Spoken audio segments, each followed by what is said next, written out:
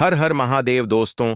14 जनवरी 2026 माघ बुधवार एकादशी तिथि के दिन 7 दूर्वा और 1 चुटकी हल्दी से कर लेना, यह एक उपाय होगी। हर मनोकामना पूरी मिलेगी, सभी दोषों से मुक्ति, इतना धन आएगा कि संभाले नहीं संभलेगा। भगवान विष्णु जी के आशीर्वाद से पूरे साल धन बरसता रहेगा। दोस्तों, जैसा कि आप सभी लोग जानते हैं कि 14 जनवरी को माघ बुधवार एकादशी तिथि पड़ रहा है, इसीलिए यह दिन बहुत ही खास है।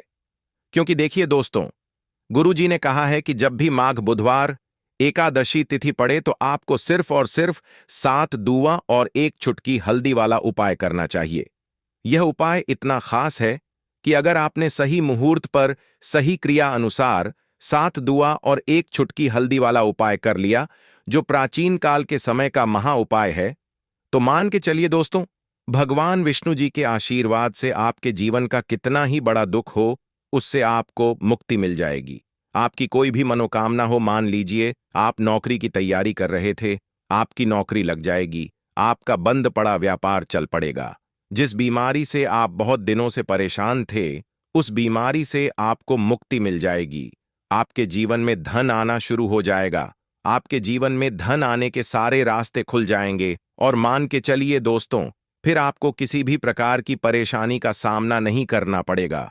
इसीलिए दोस्तों, इस दिन आप लोगों को इस वाले उपाय को जरूर कर लेना है। भले ही आपने पूरे साल भर इस उपाय को ना किया हो, पर अगर आपने इस माघ बुधवार एकादशी तिथि के दिन अगर इस वाले उपाय को कर लिया, तो आपको इस उपाय को करने का वह फल मिलेगा जिसकी आपने कभी कल्पना भी नहीं करी होगी। इसीलिए आप लोग इस 7 दूर्वा और 1 चुटकी हल्दी वाले उपाय को एक बार जरूर कर लेना, ताकि आप लोगों के हाथ से यह मौका ना जा सके और आपको इस उपाय एक को करने का फल मिल सके। दोस्तों, यह उपाय पंडित जी ने अपनी अभी की ही शिव महापुराण की कथा में बताया है, जो इस उपाय को आज हम आपको बहुत अच्छे से समझाने वाले हैं। इस वीडियो को देखने के बाद इस उपाय को समझने के लिए आपको कोई और वीडियो को देखने की जरूरत नहीं पड़ेगी। तो चलिए दोस्तों, उपाय को शुरू करते हैं। उससे पहले हे भगवान विष्णु, आपके इस वीडियो को जो भी लाइक और चैनल को सब्सक्राइब करें, उसके जीवन में कभी दुख दर्द मत आने देना। साथ ही साथ कमेंट बॉक्स में 5 जय भगवान विष्णु जरूर लिखें, ताकि भगवान विष्णु जी की कृपा आप सभी को प्राप्त हो सके। इसी के साथ मैं आप सभी को बता दूं कि आप लोग वीडियो को पूरा नहीं देखते हो, काट काट कर देखते हो और गलत गलत उपाय को कर लेते हो, तो आपसे निवेदन है कि वीडियो को पूरा जरूर देखें। देखिए दोस्तों, यह माघ बुधवार एकादशी तिथि का दिन यह इतना खास होता है, इतना महत्वपूर्ण होता है। देखा गया है कभी कभी बड़े बड़े पूजा पाठ अनुष्ठान से जो मनोकामना पूर्ण नहीं होते, वह माघ बुधवार एकादशी तिथि के दिन एक छोटे से उपाय करने से ही आपकी मनोकामना पूर्ण हो जाती है। और बहुत सारे लोगों ने इस उपाय को किया भी है और उनको इस उपाय को करने का फल भी जरूर मिला है। अगर आप लोग भी इस उपाय को करना चाहते हैं, तो आप इस उपाय को पहले अच्छे से समझ लेना, सुन लेना, उसके बाद करना। आपको इस उपाय का फल जरूर मिलेगा और इस उपाय को कर लेने से आपके घर में चाहे किसी भी प्रकार की दुख और समस्या क्यों ना चल रही हो, आपको उसका कारण भी नहीं पता है कि भाई यह समस्या किस कारण से चल रही है। उसका कुछ भी कारण हो सकता है, जैसे पितृदोष हो सकता है या किसी भी तरह का मंगल दोष भी हो सकता है। तो इस दिन आप लोगों को यह वाला उपाय कर लेना है। यह एक ऐसा उपाय है जिस उपाय को अगर किसी विशेष दिन पर किया जाए, तो भाई उस विशेष दिन का जो है वह तो हमें मिलता ही मिलता है। पर हमने उस दिन पर इस 7 दूर्वा और 1 चुटकी हल्दी वाले उपाय को किया है, तो हमें उससे भी बड़ा फल मिलता है और फल बहुत जल्दी मिलता है, क्योंकि आप इस उपाय को बहुत ही बड़े और विशेष दिन पर कर रहे हो।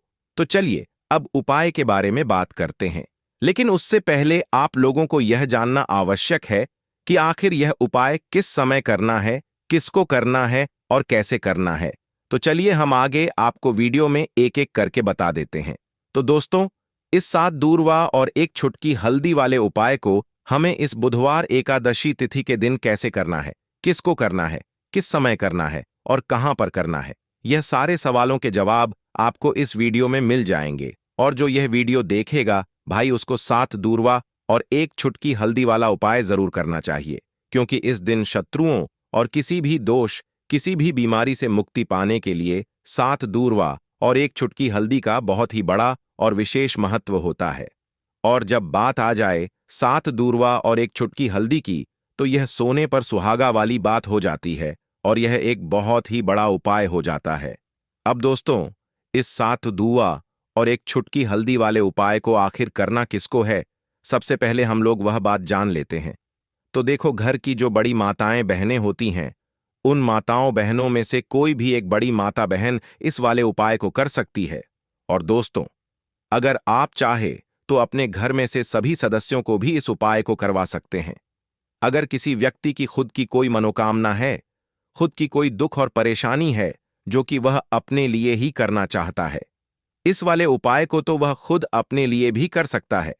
बाकी अगर कोई घर में से ऐसा है जो कि अपने पूरे घर परिवार की सुख और शांति के लिए यह वाला उपाय करना चाहता है, तो भाई वह भी कर सकता है।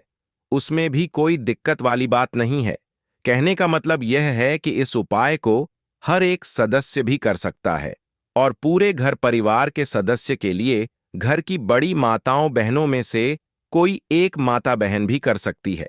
माताएं बहनें अगर घर में उपस्थित ना हो या वह यह वाला उपाय ना कर पा रही हो, तो फिर घर का कोई बड़ा सदस्य भी इस 7 धुआं और एक चुटकी हल्दी वाले उपाय को कर सकता है, चाहे फिर वह पुरुष ही क्यों ना हो। उसमें कोई भी दिक्कत वाली बात नहीं है। अब दोस्तों, 7 दुआ और एक चुटकी हल्दी वाले उपाय को हमें करना कहां पर है? देखो, इस उपाय को हमें मंदिर में ही करना है। बहुत सारे लोग प्रश्न करते हैं, हर एक उपाय को करते समय क्या हम इस उपाय को घर पर या मंदिर में कर सकते हैं? देखो, तो इस वाले उपाय को आप मंदिर पर करोगे तो अच्छा रहेगा। घर में नहीं करना है इस वाले उपाय को। उसके बाद में दोस्तों, जो अगला प्रश्न निकल कर आता है वह यह आता है इस उपाय को लेकर कि आखिर इस उपाय को हमें किस समय करना है, सुबह के समय करना है कि शाम के समय करना है? तो देखो, इस वाले उपाय को आप लोग सुबह के समय भी कर सकते हो और शाम के समय प्रदोष काल में भी कर सकते हो।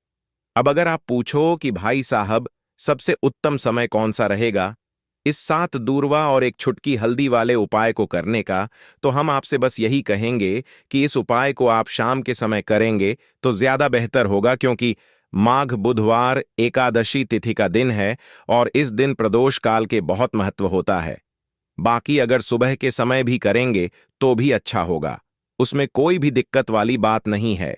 तो अब दोस्तों, जो अगली सबसे बड़ी और महत्वपूर्ण बात आती है वह यह आती है कि सुबह अगर हम उपाय को करेंगे तो हमें कितने बजे से लेकर कितने बजे तक के बीच में करना है, और शाम के समय प्रदोष काल में करेंगे तो हमें कितने बजे से लेकर कितने बजे के बीच में करना है। तो देखो, सुबह जितनी जल्दी हो सके आप उपाय को करने की कोशिश करना। बाकी अगर किसी कारणवश लेट भी हो जाओ, थोड़ी देर भी हो जाए तो देखो, सुबह जितनी जल्दी हो सके आप उपाय को करने की कोशिश करना। बाकी अगर किसी कारणवश लेट भी हो जाओ, थोड़ी देर भी हो जाए, तो 10 या 11 बजे तक भी आप उपाय कर लेना, पर 12 बजे से ज्यादा देरी ना हो। ठीक है, इस बात का ध्यान रखना। उसके बाद में दोस्तों, अगर शाम के समय प्रदोष काल की बात करें, प्रदोष काल का जो समय होता है वह शाम के 6 बजे से शुरू हो जाता है। मतलब शाम के 6 बजे से लेकर 7 बजे के बीच का जो समय होता है, यह समय प्रदोष काल का समय होता है। इस उपाय को 7 बजे या 8 बजे के बीच में भी कर सकते हो। मतलब शाम के 6 बजे से रात 8 बजे के बीच में आप कभी भी इस वाले उपाय को कर सकते हो, उसमें कोई भी दिक्कत वाली बात नहीं है। परंतु 14 जनवरी माघ बुधवार एकादशी तिथि के दिन कोशिश करना कि समय के अंतर्गत ही कर लो। किसी कारणवश ना कर पाओ तो थोड़ा देरी से भी कर सकते हो। तो चलिए, अब हम अपने सबसे पहले उपाय की बात कर लेते हैं। तो इस उपाय को करने के लिए सुबह होने से पहले उठ जाना है। घड़ी मत देखना, जब नींद अपने आप टूट जाए वही समय ठीक होता है। सबसे पहले जमीन पर पैर रखने से पहले मन में बोलना है, आज जो करूंगा वह सिर्फ अपने भाग्य को ठीक करने के लिए करूंगा। फिर बिना किसी से बात किए सीधा रसोई में जाना है। कोई दरवाजा जोर से मत बंद करना, सब कुछ धीरे से करना है। वहां हल्दी का डिब्बा ढूंढना है, जो सबसे कम इस्तेमाल होता है वही असली होता है। उसमें से बस एक चुटकी निकालनी है, ना ज्यादा ना कम, जितनी उंगलियों में आए उतनी, उससे ज्यादा नहीं।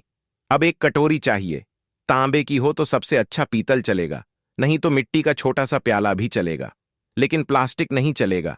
अब उस हल्दी को उस कटोरी में रखना है, बिना किसी मंत्र, बिना किसी सोच के। बस हल्दी डालते हुए इतना बोलना है, जो पीला है वह उजाला है। मेरे जीवन में अब यही उजाला चाहिए और कुछ नहीं। अब एक सफेद कपड़ा ले लो, रुमाल हो या धोती का किनारा साफ हो, बस इतना जरूरी है। अब चुपचाप घर से बाहर निकल जाना है, किसी से पूछना नहीं, बताना नहीं। सीधे उस जगह जाना है जहां घास उगती हो, कोई मंदिर का पिछवाड़ा, कोई खाली मैदान, कोई तुलसी के पास की मिट्टी, कहीं भी जहां जमीन ने दूरवा को जन्म दिया हो। अब जमीन पर बैठना नहीं है, बस खड़े खड़े झुक कर देखना है और धीरे धीरे दूरवा तोड़नी है। पूरी की पूरी नहीं, बस ऊपर की 3 पत्तियों वाली शाखा, एक नहीं, 2 नहीं, पूरे 21 तोड़नी है। लेकिन हर बार जब तोड़ो तब मन में एक बात बोलनी है, हे गणपति, मेरी अटकी हुई किस्मत को काट दो।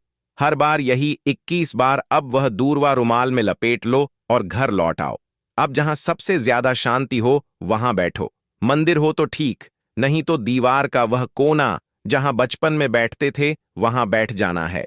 अब कटोरी को अपने सामने रख देना है, दूरवा खोलनी है और एक एक करके सारी दूरवा उस हल्दी में डालनी है और हर बार मन में बोलना है, जो रुकावट है वह अब नहीं रहेगी। फिर उसी कटोरी को अपने दोनों हाथों से उठाना है, आंखें बंद करनी है और एक लंबी सांस लेकर उसे माथे से लगाना है।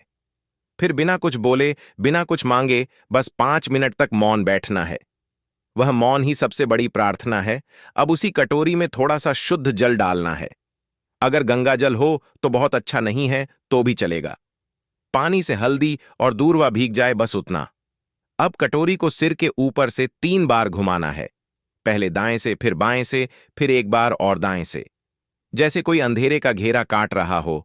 और फिर उस कटोरी को लेकर चुपचाप घर से बाहर जाना है, किसी पुराने पीपल के पेड़ के नीचे या किसी बहते पानी में, नदी में, वहां जाकर वह हल्दी और दूरवा बहा देनी है। लेकिन ध्यान रखना, पीछे मुड़कर नहीं देखना है, जैसे जो छोड़ आए वह अब दोबारा जिंदगी में लौटे नहीं। फिर लौट कर घर आना है, हाथ मुंह धोना है, लेकिन ना कुछ खाना है ना पीना है, कम से कम दोपहर तक कुछ नहीं, सिर्फ मौन रहना है और मन में एक बात टिकाए रखना है, अब जो होगा वह मेरे लिए सही होगा। यही उपाय है, यही टोटका है और यही भरोसा है।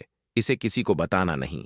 हां, अब जब उपाय पूरा हो गया, जब तुमने चुपचाप हल्दी उठाई, दूरवा तोड़ी, मंत्र नहीं बोला, लेकिन प्रार्थना की, तो समझो कि अब काम उस स्तर पर शुरू हुआ है जहां शब्द नहीं पहुंचते, जहां इंसान की समझ रुक जाती है और जहां से किस्मत की चाल चलती है। मगर दिक्कत यह है कि आजकल इंसान इतना शोर सुनता है कि जब जीवन में कोई बदलाव चुपचाप आता है तो वह उसे पहचान ही नहीं पाता। इसीलिए जरूरी है यह जानना कि उस उपाय ने असर करना शुरू किया है या नहीं, और अगर हां तो कैसे। सबसे पहला संकेत, मन की हल्कापन। कोई बड़ी बात नहीं होती, बस एक सुबह उठते हो और बिना वजह मन हल्का महसूस करता है। ना कोई बड़ी खुशखबरी मिली होती है, ना कोई पैसा वापस आया होता है, लेकिन भीतर से लगता है कि जैसे कुछ हट गया है। कोई बोझ, कोई डर, कोई घबराहट जो महीनों से थी, आज नहीं है। यही पहला संकेत है कि उस हल्दी ने अपना रंग फैलाना शुरू कर दिया है और दूरवा ने जो बांधा था उसे काटना शुरू कर दिया है। दूसरा संकेत, वह लोग जो आपको नीचा दिखाते थे अचानक चुप हो जाते हैं। वह जो रोज ताना मारते थे, वह जो आपको नजरअंदाज करते थे, वह जो आपके रास्ते में दीवार बनते थे, अचानक जैसे किसी अदृश्य ताकत ने उनकी जुबान बांध दी हो। वह सामने होते हुए भी आपसे कुछ नहीं कह पाते, और जब आप जाते हो तो उनके चेहरे पर एक झिझक होती है, जैसे वह जानते हो कि अब आप वहीं नहीं रहे। यह दूरवा का काम है जो रुकावटें बिना आवाज के काट देती है।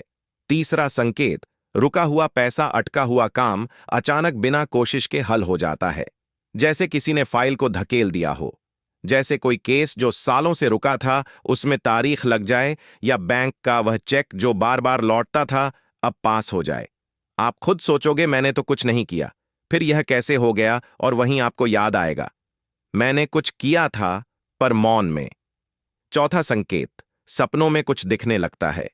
यह बात बहुत लोग नजरअंदाज कर देते हैं, लेकिन असर का असली रास्ता सपनों से होकर भी निकलता है। कोई पुराना बुजुर्ग दिखे जो चुपचाप खड़ा हो, कोई मंदिर दिखे जहां आप अकेले हो, कोई नदी जिसमें आप नहा रहे हो, या कोई पेड़ जिसके नीचे आप बैठे हो। ये सब संकेत हैं कि आपकी आत्मा उस ऊर्जा से जुड़ चुकी है जो हल्दी और दूरवा के जरिए जागी थी। पांचवा संकेत, बिना बोले लोगों का बर्ताव बदलने लगता है। घर में जो लोग आपको तवज्जो नहीं देते थे, अचानक बात करते हुए रुकते हैं। आपकी बातों को सुना जाने लगता है। ऑफिस में जो लोग मजाक उड़ाते थे, अब सलाह पूछने आते हैं। यह वह बदलाव है जो किसी विजेता की घोषणा नहीं करता, बस हवा का रुख बदल देता है। और सबसे गहरा संकेत, आपको कोई नया रास्ता दिखता है जो पहले कभी दिखा ही नहीं था। हो सकता है कि अचानक कोई नया काम हाथ लगे, कोई पुराना हुनर याद आए, कोई दोस्त पुराना फोन करे और नई बात कहे, या फिर अंदर से कोई आवाज आए, अब यह काम बंद करो और यह शुरू करो। यही सबसे मजबूत इशारा होता है कि हल्दी और दूरवा का टोटका सिर्फ बाहर नहीं, भीतर भी असर कर रहा है। लेकिन साथ ही साथ कुछ बातें और जान लो, यह असर हर किसी पर अलग होता है। किसी के लिए यह 3 दिन में दिखता है, किसी को 21 दिन लगते हैं, किसी को महीने भर बाद कोई बड़ा मोड़ मिलता है। लेकिन शर्त एक है, तुम्हारा भरोसा डगमगाना नहीं चाहिए। जिस दिन तुमने यह सोचना छोड़ दिया कि यह तो बस घास और मसाले की बात है, उसी दिन उसका असर खत्म हो जाता है। याद रखना, जब भी हल्दी और दूरवा को साथ रखकर संकल्प लिया जाता है तो ब्रह्मांड उसकी सुनता है, मगर वह सुनता है चुप रहकर, और जवाब भी चुपचाप देता है। इसलिए देखने की कोशिश मत करना, महसूस करो। और अगर कोई ऐसा संकेत मिले जो तुम्हें चौंका दे, तो डरना मत, समझना कि जवाब आने लगा है। दीपक वाला उपाय करने के लिए आपको सबसे पहले जरूरत पड़ेगी एक दीपक। अब यह एक दीपक बुधवार की रात अपने घर में इस जगह पर जला देना, बड़े से बड़ा शत्रु भी घुटने टेक देगा। दोस्तों, जैसा कि आप सभी जानते हैं, मार्गशीर्ष महीने की बुधवार के दिन बहुत ही शुभ संयोग बन रहे हैं। और इस दिन अगर आप 11 लौंग और एक कपूर अपने घर में जलाते हैं, तो शत्रुओं से हमेशा के लिए आपको छुटकारा मिल जाएगा। अब देखिए, किसी भी व्यक्ति के जीवन में जब शत्रु से परेशान करते हैं, तो वह व्यक्ति अपने जीवन में दुखों से बहुत परेशान हो जाता है। शत्रु हमेशा कुछ न कुछ ऐसा करवाते हैं जिसके बाद नजर दोष लगती है और अच्छा खासा काम भी बिगड़ने लगता है। व्यापार में मदद आने लगता है, लोगों की तबीयत खराब होने लगती है। जरूरी नहीं है कि सामने वाला व्यक्ति जैसा दिखता है वैसा हो। देखिए, बहुत सारे लोग हैं जो बहुत अच्छे होते हैं, है ना? लेकिन कुछ लोग ऐसे होते हैं जो कब आपके शत्रु बन जाते हैं, आपको खुद भी पता नहीं चलता है। एक तो वह शत्रु होते हैं जो सामने से सीधे सीधे हम पर वार करते हैं, है ना? एक शत्रु ऐसे भी होते हैं जो कि पीठ पीछे कुछ होते हैं और सामने से कुछ होते हैं, है ना? ना। तो ऐसे शत्रु होते हैं गुप्त शत्रु, और ऐसे शत्रुओं से हमेशा आपको बचकर रहने की जरूरत होती है। आप अपने शत्रुओं को शांत भी कर सकते हैं, और इस उपाय को करने से आपको शत्रुओं से छुटकारा भी मिल जाएगा। लौंग जो होती है, यह शिविर शक्ति का स्वरूप होती है, और आप सभी जानते हैं कि महादेव जिसके साथ हो, ना साक्षात काल भी आकर उसका कुछ बिगाड़ नहीं पाता है। अच्छा, बुधवार का जो दिन होता है, यह इतना उत्तम होता है कि आप इस दिन अपने पितरों को प्रसन्न कर सकते हैं, धन प्राप्ति के लिए उपाय कर सकते हैं, और शत्रुओं से भी छुटकारा पा लेते हैं। जब 11 लौंग का उपाय और एक कपूर का उपाय अपने घर पर करते हैं, तो बात कर लेते हैं सबसे पहले उपाय की, जो कि पितरों को प्रसन्न करने के लिए है। देखिए पितर, जब किसी से नाराज हो जाते हैं ना, तो उस व्यक्ति के जीवन में बीमारियां, दुख, धन की समस्याएं लगातार बढ़ती हैं। तो कोशिश करें कि हमेशा अमावस के दिन आप अपने पितरों को प्रसन्न करने के लिए उपाय करें। अच्छा, पितृदोष अगर घर में जरा सा भी होता है ना, तो सबसे ज्यादा कष्ट जो आता है वह बच्चों के जीवन पर आता है। बच्चों का मन पढ़ाई में नहीं लगता है, उन्हें आसानी से जीवन में सफलता नहीं मिलती है। बहुत सारे लोगों के यहां संतान को लेकर बहुत समस्याएं होती हैं कि संतान नहीं हो रही है ना? तो पितरों को प्रसन्न करने के लिए आपको इस दिन क्या करना है कि सूर्य भगवान को अर्घ देना है। तो थोड़ा सा तांबे का लोटा अगर हो तो तांबे के लोटे में जल भर लें, वरना किसी भी लोटे में आप जल लें। उसके अंदर आपको क्या करना है, थोड़े से अक्षत के दाने डालने हैं, थोड़े से चावल के दाने, थोड़ी सी किसरी डाल लें। अगर लाल फूल है तो लाल फूल डाल लें और सूर्य भगवान को अर्घ दें। अगर भी आप जल चढ़ा देते हैं, अर्घ दे देते हैं, तब भी आपके घर से पितृदोष दूर होता है। तो जब भी आप बुधवार के दिन सूर्य भगवान को अर्घ देते हैं, इससे आपके पितृ प्रसन्न होते हैं। साथ ही साथ अगर आप कर सकते हैं तो पीपल का जो पेड़ होता है, इसमें भी हमारे पितरों का वास माना जाता है। तो आपको क्या करना है कि एक लोटे में या किसी भी बर्तन में आपको जल लेना है। उसमें थोड़े से आपको काले तिल के दाने डालने हैं, काला तिल डालना है। साथ ही साथ आपको क्या करना है, थोड़े से मिश्री के दाने डालने हैं। गुड़ भी आप यहां पर डाल सकते हैं। अब यह मीठा जल आपको पीपल के पेड़ में चढ़ाना है। आपके घर के आसपास जहां भी पीपल का पेड़ हो, आप बुधवार के दिन सुबह के समय में पीपल की जड़ में यह मीठा जल चढ़ाएं और अपने पितरों से क्षमा याचना करें। साथ ही साथ दीपक अगर आप लगा सकते हैं तो पीपल के पेड़ के नीचे आपको दीपक जरूर से बुधवार के दिन शाम के समय में लगाना चाहिए। पितृ आपके हमेशा प्रसन्न रहेंगे और कभी भी पितृदोष की वजह से घर में कोई दुख और कष्ट नहीं आएगा। तो बहुत ही उत्तम सा यह उपाय है जो कि पितरों को प्रसन्न करने के लिए है, और जीवन के दुख कष्ट जो हैं वह बहुत जल्दी दूर होते हैं जब आप हमेशा अपने पितरों को प्रसन्न रखते हैं। तो चलिए अब बात कर लेते हैं। 11 लौंग और 1 कपूर घर में किस जगह पर जलाना है और इस उपाय को करने से कैसे आप अपने शत्रुओं से छुटकारा पा सकते हैं। शत्रु कभी आपको परेशान नहीं करेंगे। शत्रु चाहे कैसे भी हो, सामने से कोई व्यक्ति शत्रु है या गुप्त शत्रु है, हर प्रकार के शत्रु जो है यह शांत हो जाएंगे और चाहकर भी आपका कुछ बिगाड़ नहीं पाएंगे। तो देखिए, उपाय को करने के लिए आपको 11 साबुत लौंग लेनी है। एक भी लौंग खंडित ना हो, टूटी हुई ना हो। एक छोटा सा कपूर का टुकड़ा लेना है, जिसे कि कपूर की टिकिया भी बोलते हैं। एक कोई भी यहां पर मिट्टी का दीपक ले लें या पीतल का बर्तन ले लें। उसके अंदर 11 लौंग रखेंगे, एक कपूर रखेंगे, थोड़ा सा देसी घी इसके ऊपर से आप डाल देंगे। अब यह आपको बुधवार के दिन रात के समय में, ठीक है ना, जब सूर्य अस्त हो जाता है, उसके बाद किसी भी समय आपको अपने घर में जलाना है और इसका धुआं पूरे घर में अच्छे से दिखाना है। जितने भी कमरे हैं, जितने भी रूमर्स हैं, बरामदा, आंगन, ठीक है ना, बालकनी, जो भी आपके घर में है, सभी जगह पर आपको इसका धुआं अच्छे से दिखाना है। और साथ ही साथ आपको महादेव का ध्यान जरूर करना है। देखिए, जब भी आप अपने घर में यह लौंग और कपूर बुधवार के दिन जलाते हैं, सबसे पहले तो शत्रुओं से छुटकारा मिल जाता है। कोई भी शत्रु कुछ भी करता है, वह आपके घर तक चीज नहीं पहुंचती है, आपका कुछ नहीं बिगड़ता है। दूसरी चीज कि जब भी लौंग और कपूर आप जलाएंगे, आपके घर पर कोई संकट नहीं आता है, आपके धन पर कोई संकट नहीं आता है, घर में कोई परेशानियां नहीं आती हैं और हमेशा आपके घर में सकारात्मक ऊर्जा बढ़ती है, पॉजिटिव एनर्जी बढ़ती है, जिसके बाद आपके घर में धन की देवी माता लक्ष्मी वास करती है। लौंग और कपूर जिस घर में कोई भी व्यक्ति जलाता है, विशेषकर बुधवार के दिन, तो ऐसा समझ लीजिए इसके बहुत चमत्कार हैं, बहुत ज्यादा लाभ है। तो कोशिश कर कि बुधवार के दिन रात के समय में किसी भी समय आप अपने घर में 108 लौंग और 108 कपूर जलाएं। 11 लौंग और 1 कपूर जरूर जलाएं। शत्रु जो हैं वह घुटने टेक देंगे और आपका कुछ नहीं बिगाड़ पाएंगे। साथ ही साथ धन की वर्षा भी घर में होगी और धन से जुड़ी जितनी भी समस्याएं आपके जीवन में आ रही हैं, बहुत तेजी के साथ आपके जीवन से दूर होती चली जाएंगी। तो चलिए अब बात कर लेते हैं अपने तीसरे उपाय की, और तीसरा उपाय है धन वर्षा के लिए और धन को बढ़ाने के लिए। बहुत सारे लोगों की यह समस्या होती है कि पैसा बढ़ता नहीं है। पैसा तो आता है घर में, लेकिन पैसा बढ़ता नहीं है। या कुछ लोग ऐसे भी हैं जो कहते हैं कि पैसा बढ़ेगा तो तब जब घर में पैसा आएगा। बिल्कुल से पैसा आना बंद हो रहा है। व्यापार दिन पर दिन खराब होता जा रहा है। नहीं समझ आ रहा, किसी ने कुछ करा दिया है या फिर घर में कुछ ऐसा है, वास्तु दोष है, नजर दोष है, जिसकी वजह से घर में तरक्की लोगों की नहीं हो रही है। ठीक है ना, बिल्कुल व्यापार धंधा सब बेकार होता चला जा रहा है। जो भी व्यापार कर रहे हैं उसमें लगातार घाटा हो रहा है। तो यह उपाय आप करिए बुधवार के दिन और फिर इसका चमत्कार खुद देखिए।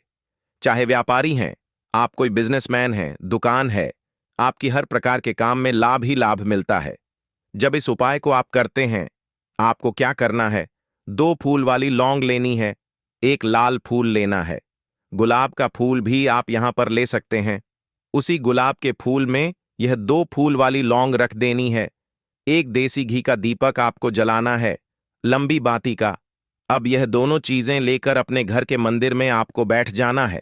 शाम के समय में, बुधवार के दिन शाम के समय में, जब सूर्य अस्त हो जाता है, सूर्य छिप जाता है, अब आपको सबसे पहले देसी घी का दीपक जला देना है, माता लक्ष्मी के सामने और भगवान विष्णु जी के सामने।